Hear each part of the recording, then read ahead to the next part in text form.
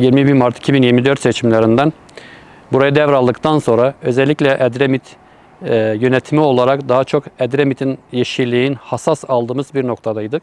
Tabii ki buranın yeşilini besleyen, koruyan, geliştiren, hatta neredeyse bir önceki kuşaklara aktarmayı sağlayan tek bir besleme kanalı vardı. O da Şamran kanalıydı. İşte biliyorsunuz Şamran kanalı yaklaşık 3000 yıllık geçmişi olan bir kanal.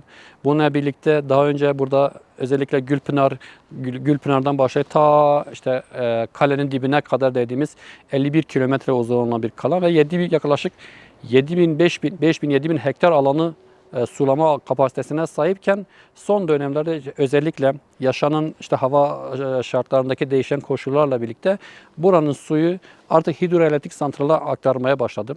Tabii bununla beraber artık desteğiyle Edremit Belediyesi arasında bir protokol imzalamıştı. Bu protokol gereği artık Edremit merkezinin yaklaşık 3-4 kilometredeki bulunan alanı sulama alanının yetkisini belediye devredildi.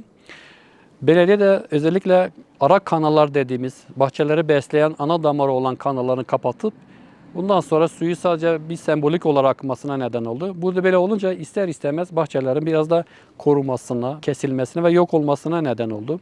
Biz de Edremit Belediyesi olarak hem AK Parti meclis üyeleri hem de DEM meclis üyeleri olarak oy birliğiyle bir karar aldık tekrar. Amacımız şuydu, tekrar bu suyu buraya verilmesi noktasındaydı. Tabii ki protokol iptal ettikten sonra da desteğiyle görüşmelerimiz oldu. Özellikle Edremit'te bahçesi bulunan vatandaşlarla bir araya gelme noktasında çalışmalarımız oldu. Bununla birlikte görüşmeler gerçekleştiği oldu ama bir dönem yine su verilmedi. Son dönemde özellikle Edremit halkının ayağa kalkmasıyla birlikte protesto gösterilerinin başlamasından sonra bir dönem yine su verildi. Ama yine bu etki yapmadı. Bizim de burada girişimlerimiz oldu. Özellikle kanalın temizlenmesi noktasında olsun. İşte yine kanalın tahrip olan yerlerin onarma noktasında bizim de girişimlerimiz oldu. Ama biliyorsun kurumlar arasında bir koordinasyon olmadığı için de desteği bu noktada da biraz bizi dıştan bıraktı.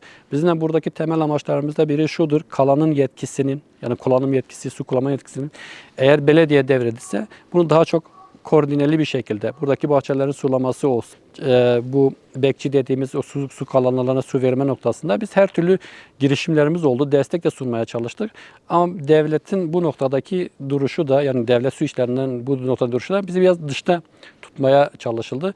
Burada olan yine halka oldu. Yine buradaki bahçelerin korunmasına neden oldu. Bizim buradaki amacımız Şamran kanalının hem suyunu verilmesi hem de bu kente bir sembol olma noktasındaki yeri de farklıdır bizden. O noktada biz de ne gerekiyorsa bu çalışmalar içerisinde olacağız.